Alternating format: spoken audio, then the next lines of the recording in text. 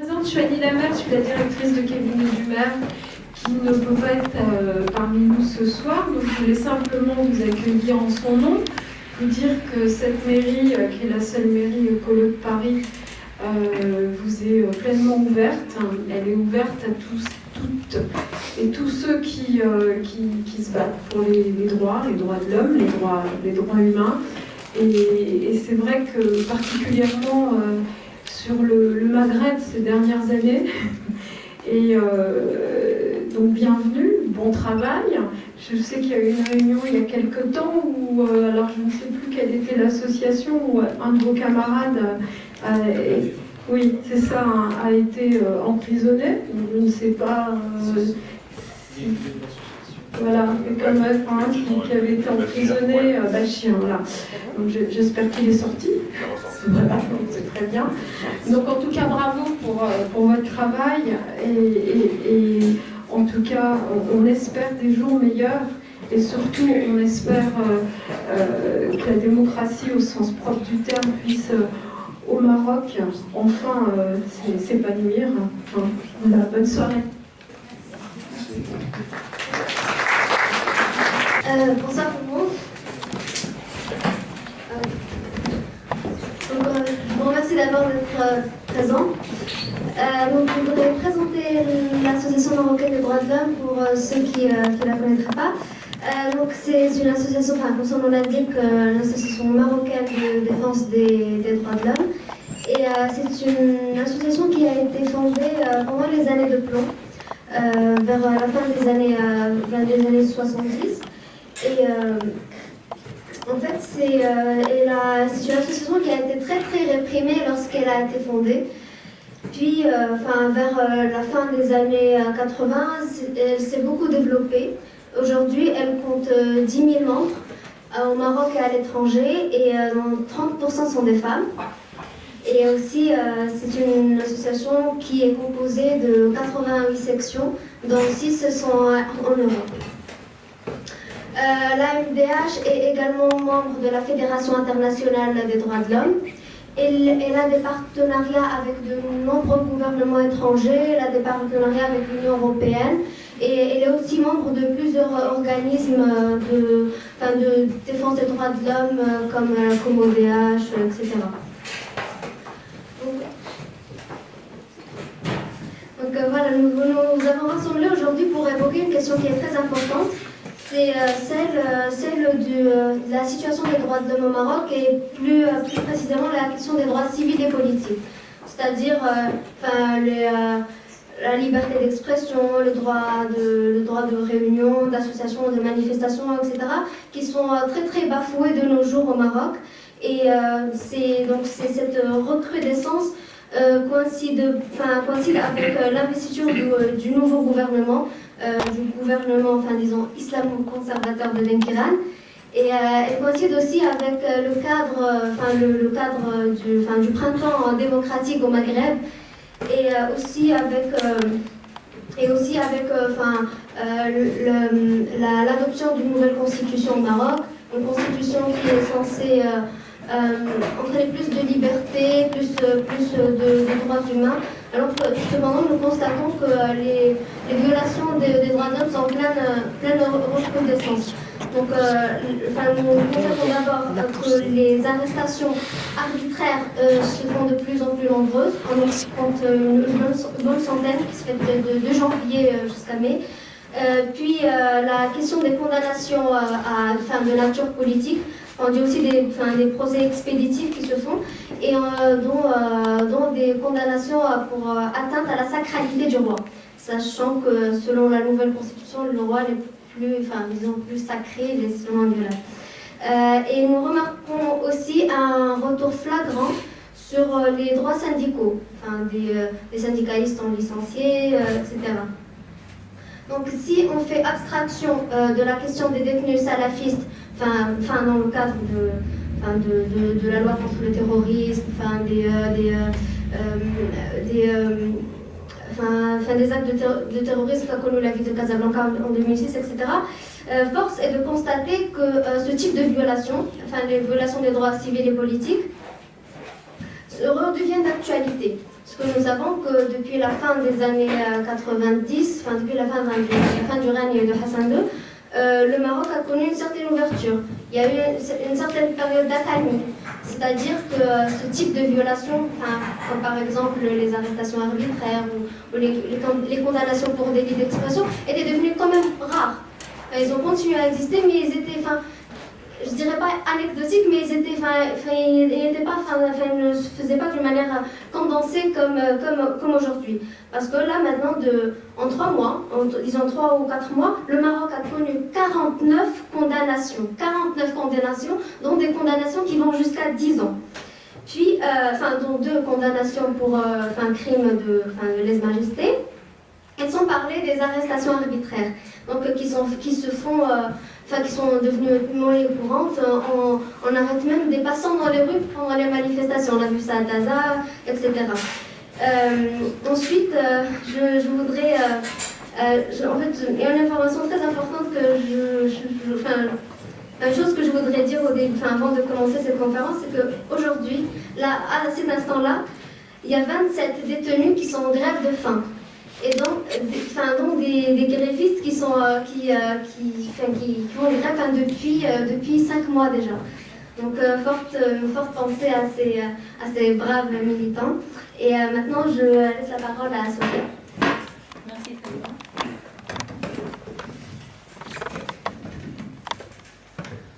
Bonsoir à tous et merci d'être parmi nous ce soir pour cette conférence. Donc, moi, je voudrais plus faire le point et vous parler de la détention politique. Donc, au sein de la MDH, on définit 2 sortes de détention politique. On définit déjà la détention politique comme une détention abusive contre les personnes, des citoyens, par les autorités publiques. Comme par exemple, ils sont arrêtés pour le droit de liberté d'expression, la liberté d'appartenance politique, syndicale, culturelle, droit à la manifestation pacifique. Il existe 2 sortes de détenus politiques. Il y a les détenus politiques, la personne qui exerce, qui demande ses droits d'une manière pacifique, et c'est détenu d'opinion, et une personne qui utilise la violence pour exprimer ses droits. Et l'Association marocaine des droits humains, elle traite ces 2 cas-là de différentes manières. Le premier cas de la personne qui milite pacifiquement pour ses droits et qui ne fait que les exprimer. Donc la MDH le considère comme une détention abusive et demande leur libération immédiate, annulation de toute poursuite et que les responsables de cette détention abusive soient jugés pour leur acte.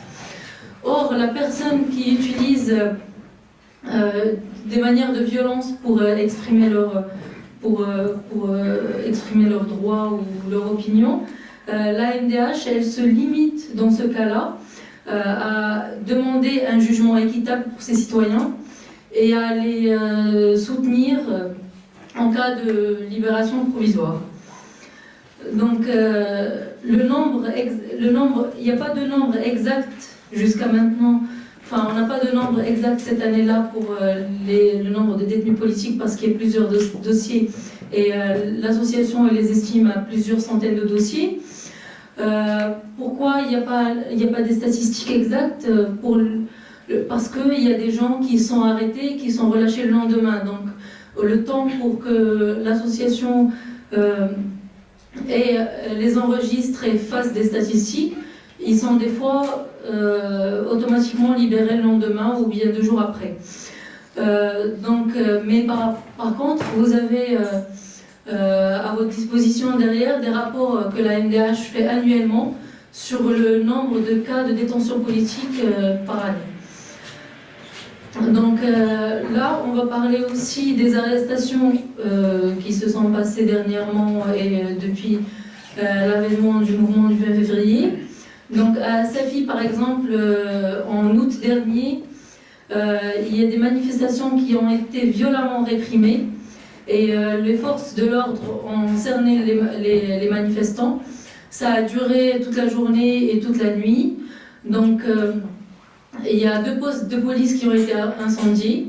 Les manifestants et les personnes du quartier disent avoir vu 2 hommes cagoulés descendre d'une voiture appartenant à l'OCP, l'Office chérifien du phosphate.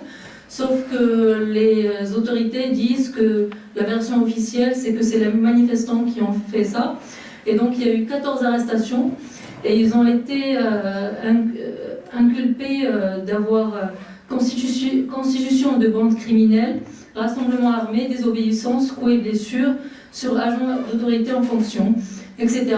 Donc l'association, elle demande à ce qu'il y ait un procès équitable et ce qu'il y ait une ouverture d'enquête pour savoir ce qui s'est réellement passé dans ces cas-là.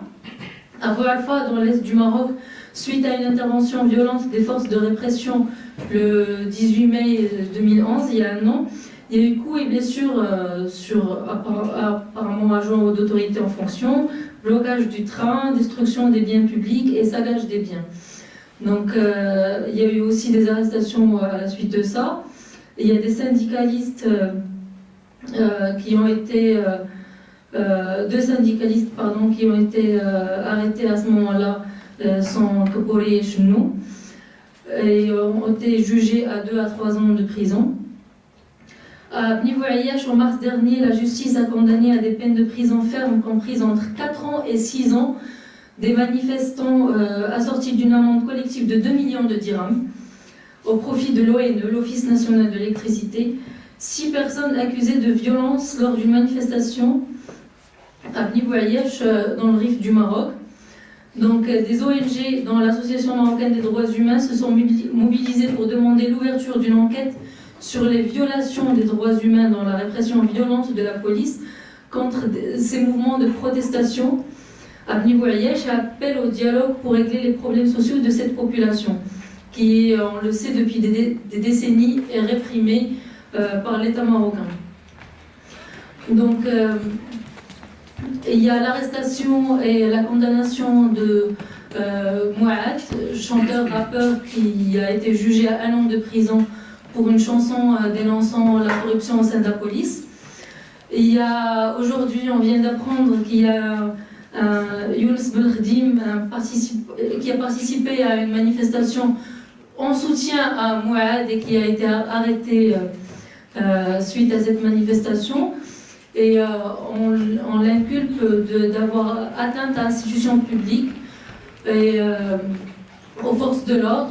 Ce qu'il a apparemment fait, c'est déchirer une photo du roi lors de la manifestation. Il y a un de nos militants aussi à la MDH Paris, au mouvement de Famuri, qui a été arrêté lors d'une manifestation pacifique des diplômés chômeurs. Il est sorti heureusement le lendemain. Donc on parlera aussi de la situation des prisons au Maroc qui est caractérisée par un surpeuplement et de difficiles conditions d'incarcération selon l'Observatoire marocain des prisons. Moins de 2 mètres carrés par prisonnier alors que la norme internationale elle exige au minimum 6 mètres carrés. Mauvais traitement, maladies, harcèlement sexuel, violence, torture, malnutrition, interdiction de visite et suicide, et la liste est vraiment très très longue de ce qui se passe au sein des prisons. Le système carcéral souffre encore et toujours des mêmes maux. Donc le mauvais traitement selon le nombre de plaintes que les associations des droits humains reçoivent, la torture qui est formellement interdite sauf dans les cas de légitime défense ou d'évasion, mais la réalité est tout autre. À voir le nombre de plaintes reçues par les ONG décrivent des gardiens usant de leur pouvoir pour brutaliser les prisonniers, sans parler de recours au cachot comme mesure disciplinaire. Donc il y a les luttes des prisonniers pour leurs droits et des ONG aussi. En général, la seule lutte que les prisonniers ont et la seule arme qu'ils ont, c'est la grève de faim. Et ils sont nombreux à entrer en grève de faim pour militer pour leurs droits. Ce fut le cas déjà dans les années 70 et c'est toujours le cas jusqu'à maintenant des prisonniers qui rentrent en grève de faim pour avoir un minimum de droits déjà au sein des prisons, ensuite pour exiger leur libération.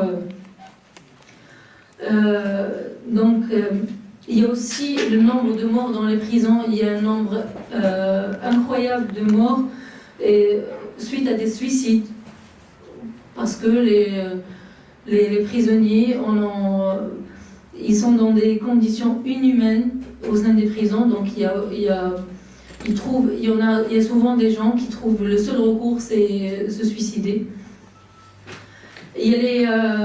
On parle maintenant on vient aux grévistes de faim, 27 détenus en grève de faim. Il y en a que 3 qui ont été libérés jusque-là, donc les autres sont toujours en détention. Azdin Al-Rossi est entré en grève de faim depuis le 19 décembre. Il a été rejoint dans cette action par 26 autres étudiants de Fès, Tiaza, Rachidia, Asafi, Agadir, etc. en guise de protestation contre leur condamnation arbitraire et leurs conditions de détention. Azdin, dans une lettre adressée depuis sa cellule, dit avoir été torturé. L'un des étudiants, Mohamed Rallo, dit avoir subi de graves sévices sexuels lors de son interrogatoire. Donc il y a, comme je disais, Azdin Al-Rossi, Abjdil Akadil et les prisonniers de Safi qui sont sortis de prison vu leur état de santé qui est très critique dans lequel ils se trouvent. Et hier, on apprend que l'administration de l'hôpital Ibn Baja à Taza essaie d'intimider Azdin Al-Rossi pour l'obliger à quitter l'hôpital. Ils ont donné à ses proches une autorisation de sortie sans date. Et jusqu'à maintenant, ses proches n'ont pas vu les résultats d'analyse et radio effectués sous prétexte de secret professionnel et qu'il les aura le jour où il sortira de l'hôpital. Donc, pour conclure, je vais parler de l'engagement de l'État marocain pour les droits humains qui n'est jamais tenu. Donc, selon le rapport du ministère de la Justice datant de 2008, il faut rappeler à cette occasion que l'État marocain s'est engagé pour une plus grande reconnaissance et protection des droits humains en vue d'une meilleure promotion sur le plan interne. Et s'est engagé à poursuivre et à renforcer le dialogue franc et constructif sur le plan international, notamment avec les mécanismes onusiens chargés des droits de l'homme. Sauf que la réalité est tout autre. Donc l'État marocain, il fait partie de la grande majorité, il signe la grande majorité des conventions internationales régissant des droits de l'homme, en particulier les 7 principaux instruments. Les recommandations et conclusions des organes de suivi des traités ont, selon le rapport du ministère de la Justice, requis une grande attention en vue de leur assurer une grande effectivité. La Constitution aussi, elle garantit les droits des femmes, les droits humains, sauf que entre discours officiels et ce qui se passe réellement, il y a un grand écart. Il y a une violation de toute forme de droits humains au Maroc. Donc il faut juste voir, aller circuler dans les rues de Rabat ou bien de n'importe quelle ville au Maroc et voir la répression de tous les jours des diplômés chômeurs qui se font tabasser. Mais vraiment tous les jours. N'importe quel touriste qui va visiter le Maroc, il ne peut pas rater ça. C'était pour conclure, pour dire aussi que l'association marocaine des droits humains, elle lutte pour que ces recommandations et ces conventions soient vraiment appliquées et que ce ne soit pas juste écrit dans une constitution ou n'importe quel papier. Merci. Je laisse la parole à mon commandant. Merci Sophia. Bonsoir à toutes et à tous. Moi je vais vous parler des...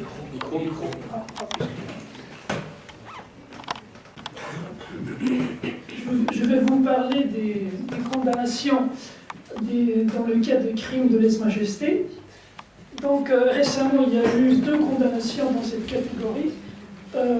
Est-ce que tu peux mettre s'il te plaît la slide ? Ouais. Donc en attendant, il y a eu 2 cas de condamnation. Il s'agit... Oui, donc il y a Samad Haïdar et Walid Ahmed. Dans le cas d'Samad Haïdar, c'est un jeune Marocain de 24 ans. Il a été condamné à 3 ans de prison ferme pour des propos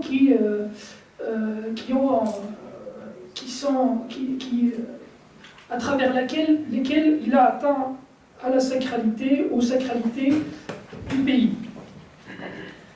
La pièce à conviction dans le cas d'Abd Samad Haïdar, c'était une vidéo où il apparaît avec des jeunes, c'était à l'époque des émeutes de Taza. Il a commencé un peu à critiquer la gestion du pays, surtout la gestion économique, la gestion des ressources naturelles au Maroc. Et vers la fin de la vidéo, il s'est emporté et il a insulté le roi. Donc il a été arrêté, il a été condamné à 3 ans de prison et cette peine a été confirmée également à la cour d'appel. Oui, c'était la peine maximale, comme dit Selma, prévue par l'article 29 du Code de la presse. Donc, depuis le 12 mars, il est en grève de faim pour protester contre sa situation. Les militants qui ont suivi son dossier disent que le procès était expéditif, surtout parce qu'il n'a pas eu droit à un avocat.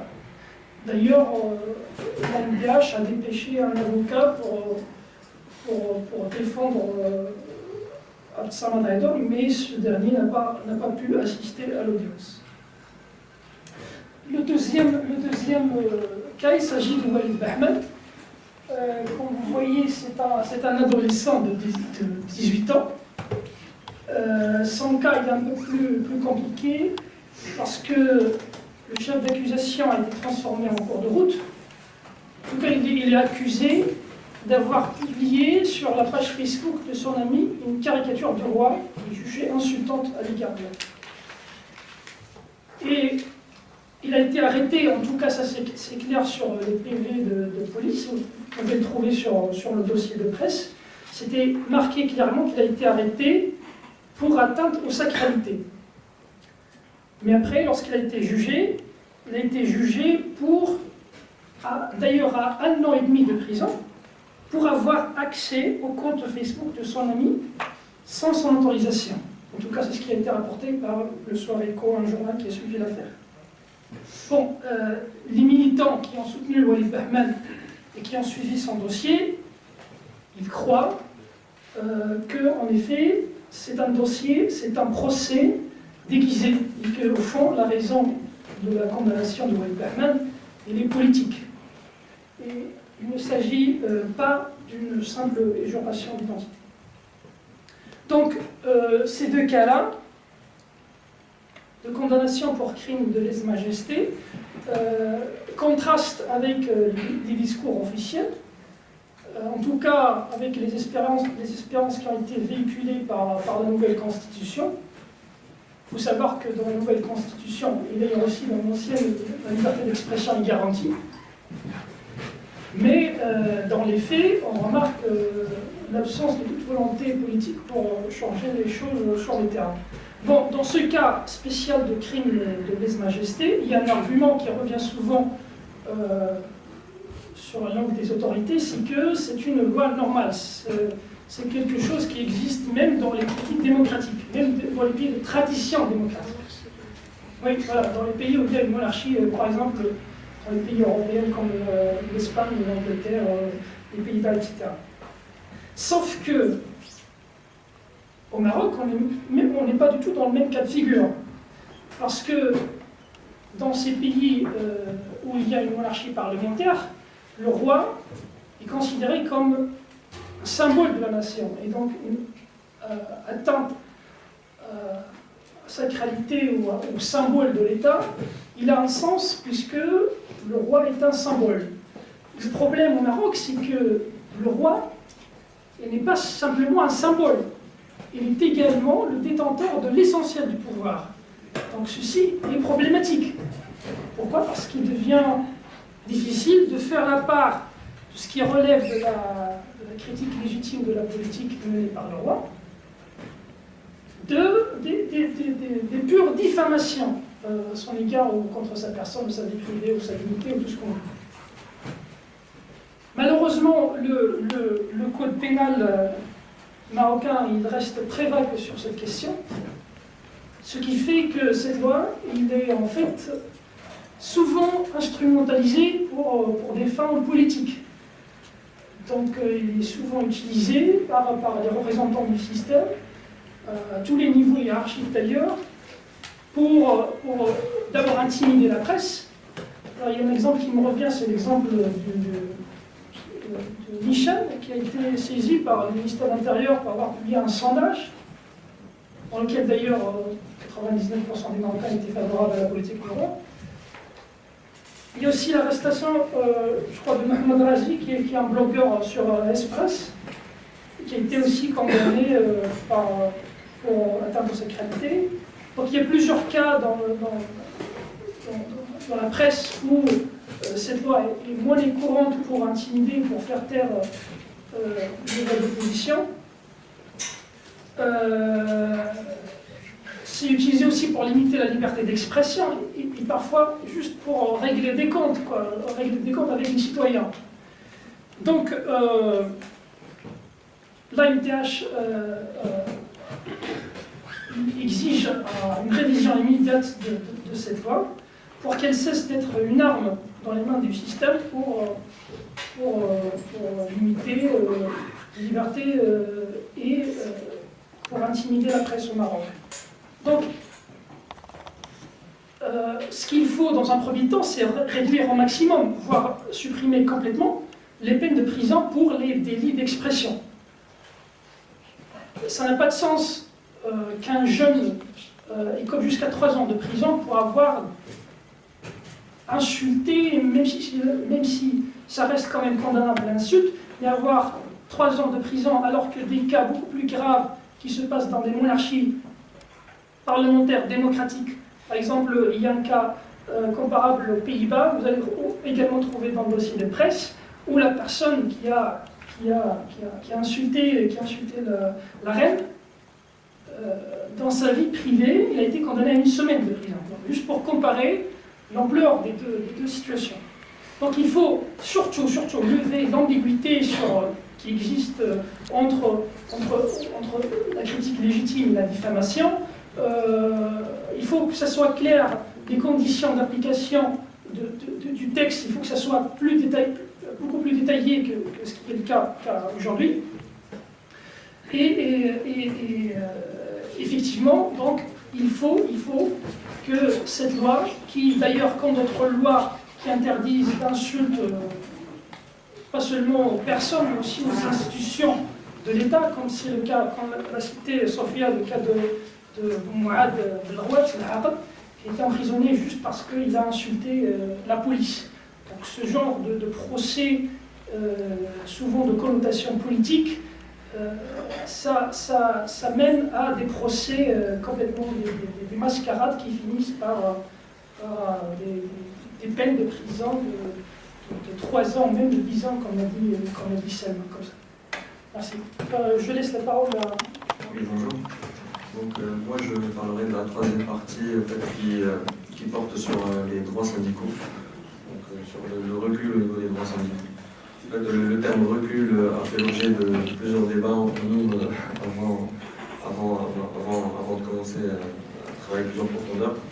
Mais on peut utiliser ce terme parce que ce qu'on constate, c'est qu'il y a eu à un moment donné quelques avancées au niveau syndical. J'y reviendrai plus tard.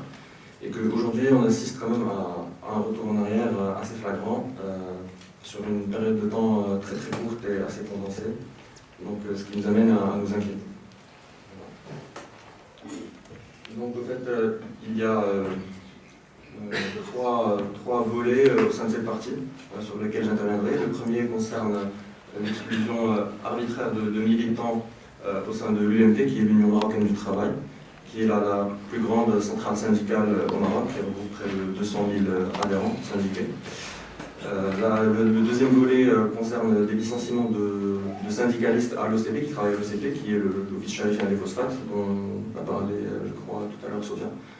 Et le troisième volet, en fait, ce sera par rapport aux droits de grève et aux lois ou à la législation, disons, qui encadre le droit de grève, qui n'existe pas encore, mais il y a une législation sous forme de jurisprudence qui encadre le droit de grève. Donc, concernant le premier volet, donc l'exclusion arbitraire de militants de l'UMT, du syndicat Union marocaine du travail.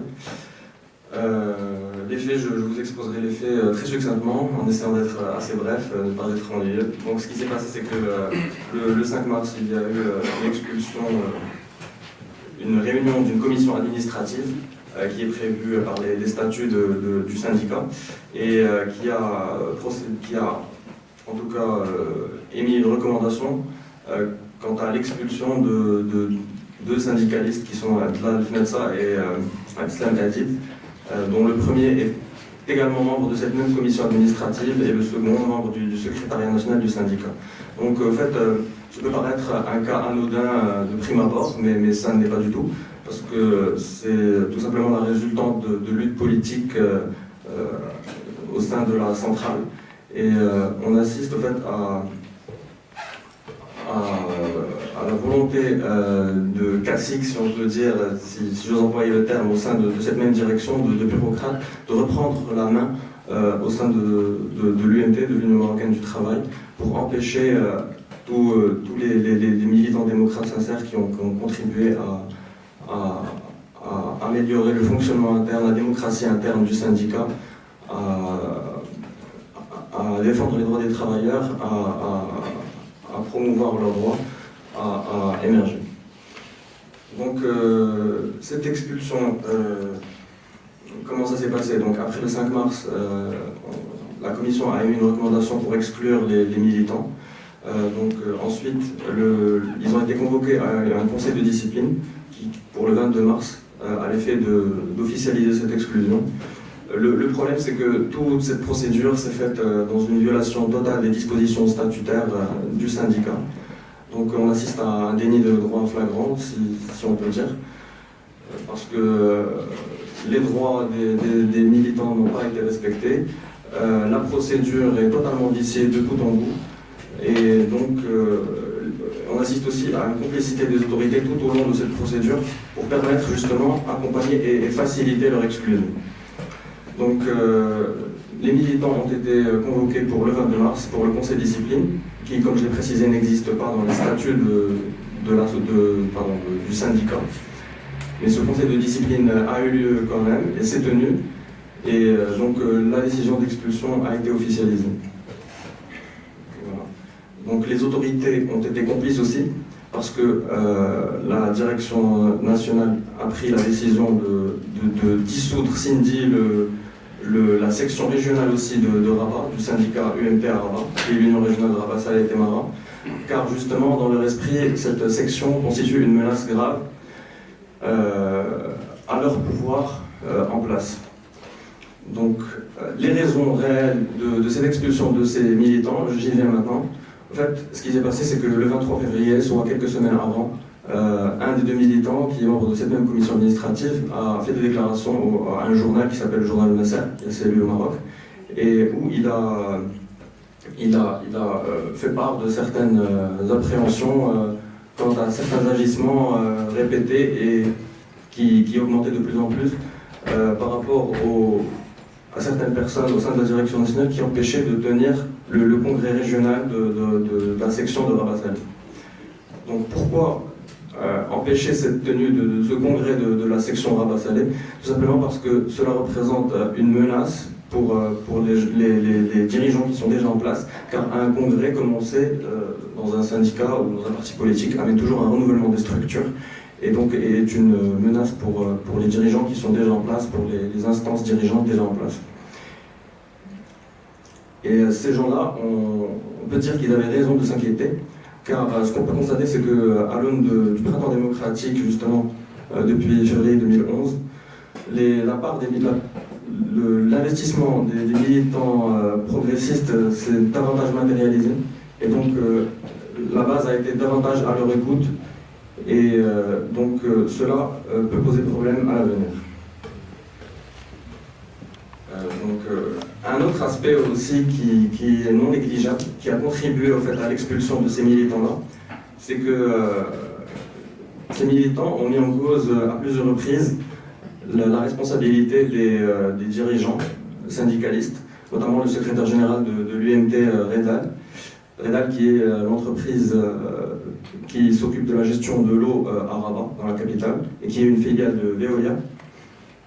Et donc Veolia, justement, Redal plus précisément, a été très contesté tout au long du printemps démocratique, et même avant, depuis 2004, par les manifestants, par les usagers, du fait de sa politique tarifaire opaque qu'elle applique aux usagers. Et donc l'UMT et l'AMDH aussi a toujours été le fer de lance de la contestation de ces politiques tarifaires opaques de Veolia et pratiquées via Redal. Le problème, c'est qu'on constate qu'il y a une alliance objective entre les syndicalistes, la bureaucratie syndicale au sein de l'UMT, dirigeante, et les gérants, les managers de Veolia, pour justement empêcher toute contestation, pour canaliser justement des revendications des adhérents, des militants et des travailleurs, et empêcher tout débordement. Et donc le deuxième militant justement qui était Tlatnatsa avait osé, disons, demander un audit financier administratif des contrats, de différents contrats qui étaient passés d'une part entre l'UMT et les différentes mutuelles, comme la Mutuelle Générale de l'Enseignement National par exemple, dont ils ont la charge, et qui sont des contrats totalement opaques, qui sont signés, sans respecter au fait toutes les formalités d'appel d'offres telles qu'elles devraient être. Et on assiste justement aussi à plusieurs contrats qui sont accordés ou qui sont donnés à des proches de dirigeants au sein même de la centrale syndicale de l'UMT, ce qui est flagrant et scandaleux. Malheureusement, pour une fois que quelqu'un ose dénoncer toutes ces pratiques-là, on assiste immédiatement à des pratiques rétrogrades, donc ici en l'occurrence son exclusion pure et simple de toute responsabilité au sein du syndicat. Donc, le deuxième volet concerne des syndicalistes qui ont été expulsés encore une fois, mais au sein de l'OCP, qui est l'Office chérifien du phosphate. En fait, je présenterai très succinctement l'Office chérifien du phosphate. C'est le leader mondial sur le marché des phosphates et des produits dérivés du phosphate, parce que le Maroc est le premier exportateur mondial de phosphate, donc, ce qui représente à peu près un quart des exportations marocaines et 4,5% du PIB. Donc l'OCP emploie à peu près 18 000 salariés sur tout le territoire marocain. Donc voilà. Donc en fait, ce qui s'est passé, c'est que à la suite, justement, là encore, de la montée des revendications sociales, des revendications catégorielles pendant le printemps démocratique, à partir de février 2011, disons. Et on a eu beaucoup de contestations au sein même de l'OCP. D'une part, de la part des salariés même de l'OCP qui voulaient défendre leurs conditions de travail ou les améliorer plutôt.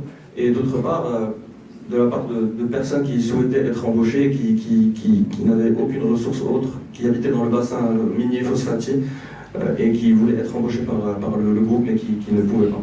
En l'occurrence ici, je m'abstiendrai au premier point qui est les revendications des salariés de l'OCP. Donc une partie des salariés de l'OCP, qui sont les cadres de l'OCP, ont essayé de s'organiser en syndicats, donc, et ont réussi justement à mettre en place ce syndicat qui s'appelait le syndicat national des hors cadres. Donc ils ont créé leur syndicat dans les règles, très correctement, et on a formé la direction et les différentes instances de l'entreprise, du groupe OCP. Mais malheureusement, cela n'a pas été très bien accueilli en fait. Et donc, la direction a essayé à plusieurs reprises de mettre des bâtons dans les roues de l'action du syndicat, jusqu'au licenciement récent de 4 des syndicalistes de l'UMT, qui étaient les plus actifs, en fait, le 26 mars 2012, pour leur signifier qu'ils n'étaient pas les bienvenus, que leur action n'était pas la bienvenue au sein du groupe OCP. Donc la raison véritable pour laquelle ces syndicalistes ont été licenciés, c'est que tout simplement le groupe OCP était en train de mettre en œuvre un plan de restructuration au niveau des ressources humaines, de la gestion des ressources humaines du groupe. Et donc cela allait avoir plusieurs conséquences, comme plusieurs mutations, plusieurs licenciements, plusieurs restructurations au niveau des effectifs, et aussi des réductions salariales et des réductions au niveau des coûts, qui se matérialisent notamment, par exemple, en des réductions drastiques des primes de fin d'année qui étaient accordées aux salariés et principalement au cadre du groupe OCP. Donc ces syndicalistes-là défendaient les revendications de leurs travailleurs, de leur catégorie de travailleurs, qui refusaient justement ces coupures-là. Mais malheureusement, comme je l'ai dit, cela n'était pas du goût des dirigeants de l'entreprise qui ont décidé de les expulser. Et on peut dire en fait que cette expulsion a été facilitée par le fait que le groupe OCP a modifié, a changé de statut, disons, à partir de 2008. Parce qu'auparavant, c'était un établissement public, il y avait un statut d'établissement public industriel et commercial, mais par la suite, à partir de 2008, en fait, il s'est modifié en société anonyme. Donc c'est devenu une société anonyme avec l'État comme unique actionnaire, en fait. Et donc à partir de là, on constate que les méthodes de management, les méthodes managériales ont changé, et donc qu'on applique, disons, des méthodes beaucoup plus conformes aux soucis des actionnaires, si l'on ose dire, en l'occurrence ici l'État, mais qui applique des méthodes de management, disons, anglo-saxonnes, pour aller vite. Voilà.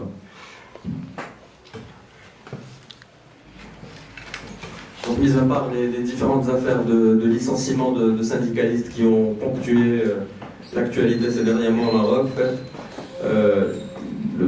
il y a un aspect qui est non négligeable et qui est souvent à la source de plusieurs conflits, au fait, et qui est à la source d'arbitraire, c'est le droit de grève. En fait, ce qui se passe, c'est que le droit de grève est un droit garanti aux travailleurs au Maroc, parce que de manière générale, disons, le droit marocain c'est beaucoup inspiré du droit français qui est assez protecteur à cet égard envers les salariés. Et le problème, c'est que il y a un gap entre, disons, la théorie et la pratique, en fait, parce qu'on insiste que les lois sont interprétées de manière assez extensive par les juges, dans un sens assez restrictif, justement, pour les salariés, et disons, beaucoup plus permissif pour le patronat ou pour des établissements publics, par exemple. Voilà. Donc, le problème, c'est qu'on n'a toujours pas aujourd'hui de loi qui réglemente le droit de grève. Et cela c'est un débat très important, en fait, qui mérite d'être largement débattu, mais ce qui n'est pas le cas malheureusement. En fait, on peut assister à... On a trois tendances aujourd'hui, disons deux positions contradictoires concernant cette réglementation du droit de grève. On a une première position qui consiste à dire qu'il faut réglementer le droit de grève, et paradoxalement, elle ne se situe pas là où vous pouvez penser. En fait, c'est disons plus les partis qui sont proches du patronat marocain ou proches de partis conservateurs, disons, au pouvoir, qui demandent une réglementation du droit de grève pour justement permettre, par exemple, pour réduire le nombre de grèves, pour introduire un délai de préavis, justement, par exemple, qui est beaucoup plus long, pour informer les employeurs avant de pouvoir user de ce droit légitime et constitutionnel qui est le droit de grève. Et donc, dans leur idée, c'est aussi de permettre, in fine, de réduire en fait, la balkanisation au niveau des syndicats, permettant un regroupement et donc en se déplaçant davantage vers une sorte de collaboration ou co-gestion entre salariés et employeurs, ce qui reste assez hypothétique dans le cas marocain malheureusement. La deuxième opinion, la deuxième tendance, disons, c'est celle qui consiste à dire, celle qui est défendue par l'UMP justement, l'Union marocaine du travail, refuse justement toute réglementation du droit de grève, car celui-ci ne va forcément aller dans le sens d'une restriction des libertés en fait, des travailleurs. Voilà, donc pour conclure, en fait, je disais tout à l'heure que le droit du travail marocain est en apparence protecteur. Donc en effet, il y a beaucoup de dispositions qui permettent aux salariés de se syndiquer, de s'organiser, d'avoir des représentants, des délégués du personnel, des représentants comités d'entreprise comme en France, de pouvoir faire grève, de manifester. Mais le problème, c'est que tout ceci est inefficace en pratique et que justement il faudrait peut-être davantage légiférer sur certains points, pas sur d'autres, pas sur tous les points forcément, comme l'illustre le cas du droit de grève, comme on l'a dit tout à l'heure, mais qu'il faudrait légiférer sur beaucoup d'autres aspects.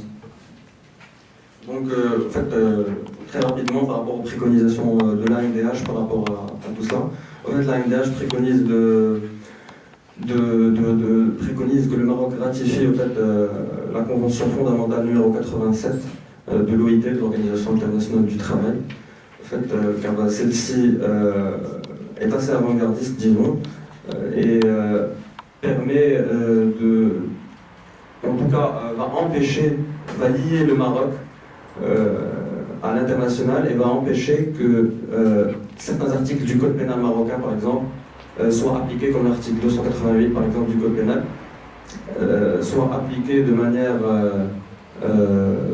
arbitraire pour empêcher justement les droits des travailleurs à se réunir, à manifester, à faire grève.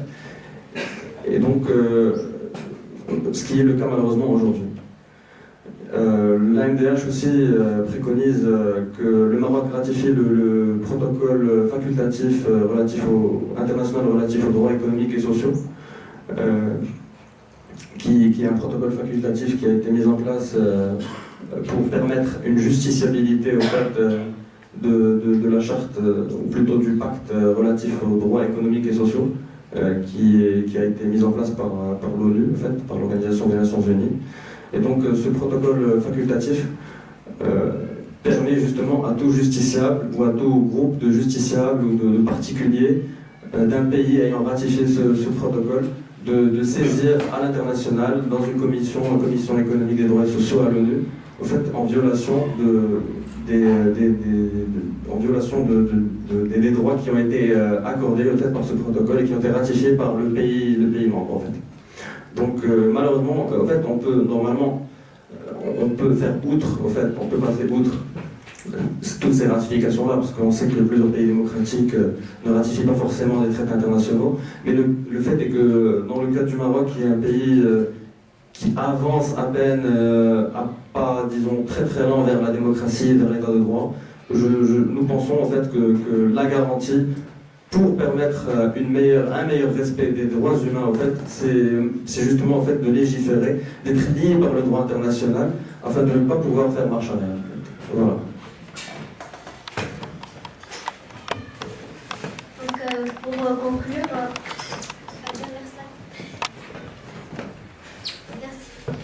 donc, pour conclure, je voudrais dire que l'AMDH dénonce fermement ces dérives et met les autorités marocaines devant leurs responsabilités, surtout quant à la question des grévistes de la faim, et appelle à la libération immédiate de tous les détenus politiques et appelle à la cessation des procès expéditifs et des arrestations arbitraires.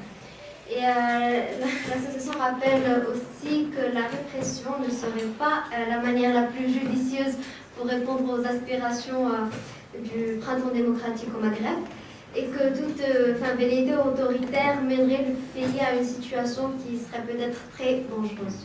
Et je vous remercie.